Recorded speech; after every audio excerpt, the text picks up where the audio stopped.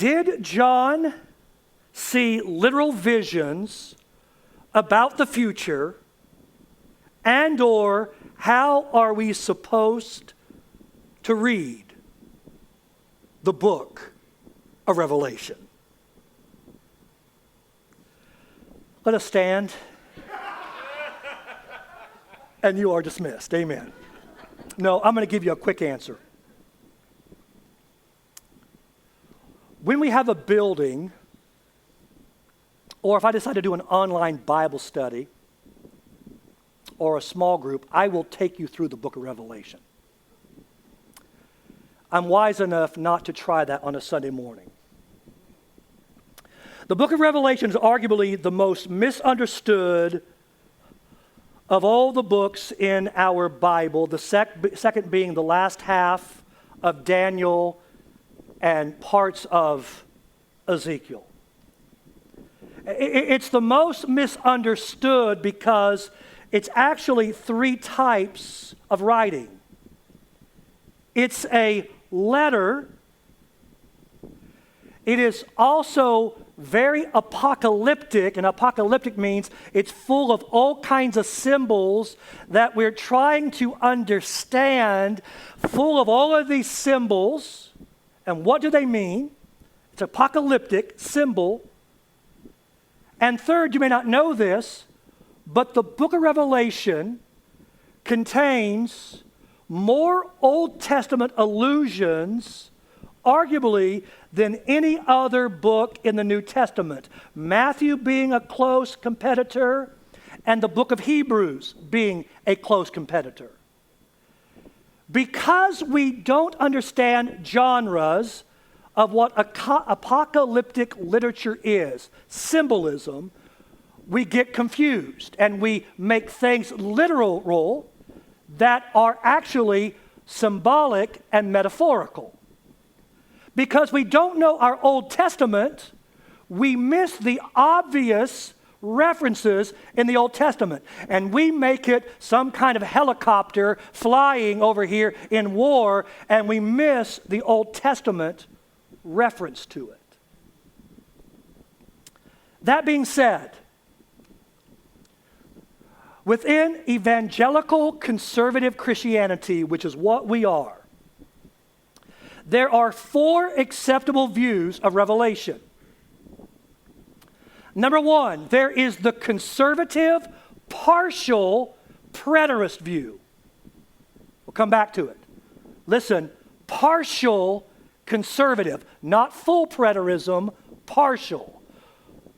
Number two, there is the historic or the historicism view. Number three, there is the futuristic view. And number four, there is the spiritual, idealistic view. Real quickly. Number one, the partial preterist view, which is supported by R.C. Sproul, Hank Hanegraaff, Kenneth Gentry Jr., and some others, holds the view that the majority, partial preterism, the majority revelation, chapters 1 through almost the end of the book, was fulfilled in 70 AD with the destruction of Jerusalem by the coming Romans. Partial preterism holds that the last two chapters, the renewed heavens, the renewed earth, the coming of Christ, is all future. But the rest of the book has already been fulfilled in AD 70. The second view, which is historicism, which was held by John Calvin, John Wesley, John Edwards, George Whitefield, Finney, Wycliffe, Knox, Tyndale, Martin Luther, had this view that the book of Revelation is this panorama of history throughout the ages. So this part is about the Renaissance, and this part is about the medieval times, and this part is about the Pope, and the Pope being the Antichrist, and on it goes. And that was the most popular view for centuries. The Reformers held that view for centuries. Now, because the Reformers thought the Antichrist was the Pope, our Catholic friends did not like that view of Revelation. So in 1585, I'm nerding out now, guys. In 1585, Francisco Ribeira, who was a Jesuit priest, did not like the Pope being called the Antichrist. So he began to propose that the majority of Revelation was not in the past, as the preterist view looks at it, or the historical view looks at it, but instead, it's all future. And what that did is, after chapter 4, it's all future. Enter the 1830s, a man named Darby, who in England took up this idea of futurism, and he also began to look at very symbolic passages in Revelation and make them very literal. And so he began teaching it in the future, and something happened right after Darby in America. The Civil War came about. World War I began to happen. World War II began to happen. And this idea of this future mess that is coming was happening right now. And so futurism became the most popular view in North American conservative evangelical circles. And even today, it remains the most popular view today.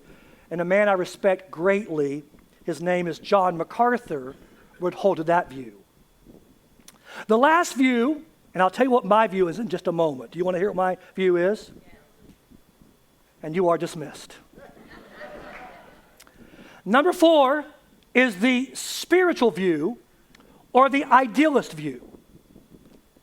And what is good about this view is it basically looks at Revelation from an idealistic, spiritual, and basically it says it means this in the first century, it means this in the second century, it means this in the 15th century, it means this in the 21st century, and there's this idea that evil and good are at battle, and at the end the story is good wins. Of these 4 views, at some point in my life, I have held all 3 views at one point in my life. The only one I have not ever viewed was the historicism view that the Reformers held. I've held the futuristic view. I've held the idealist view. And someone that teaches the idealist view would be a guy that is not well known, but his name would be a charismatic Anglican named Malcolm Smith would be a good example of that. And I've held the partial preterist view. Today where I have landed with R.C. Sproul and Hank Hanegraaff and Kenneth Gentry Jr., and I have landed in the area of a partial preterist based upon hours and hours and hours of study of the book of Revelation, meaning that I do believe that the majority of the book, from chapters 1 to the latest part of the book, was fulfilled in the destruction of Jerusalem in AD 70. Why do I land there? And we can debate this over and over. Why have I landed there? Number 1, here's why. I think it's the most faithful teaching that shows a book that was written to the original audience. Because remember, the book was written to 7 real churches. If they can't understand it, or the majority of it, why write them a letter? It wasn't written to you, it was written to them and for us. And it makes the most sense for them. Number 1. And I'm giving you broad strokes. And this is after hundreds of hours of study Revelation. Number 2, the partial preterist view still holds the idea of a returning, coming Jesus Christ in victory and in power, who will restore all things, defeat evil, defeat Satan, reverse Adam's sin and Adam's fall and bring in the new heavens and the new earth. Amen? And so that's what I hold there. And I was not planning on ending on that one. So, if you're interested in studying this more, I recommend to you the 4 views of the book of Revelation by Gundry and Pate. It will argue for my view and against my view. That's helpful. And also a parallel commentary called The Revelation 4 Views, edited by Steve Gregg. And both of these will not take a stance. They will just present the cases and let you make a decision. So I'm not giving you here right now my biased resources. I'll do that privately and maybe some other time. But right now, I recommend these so you can study deeply. Now,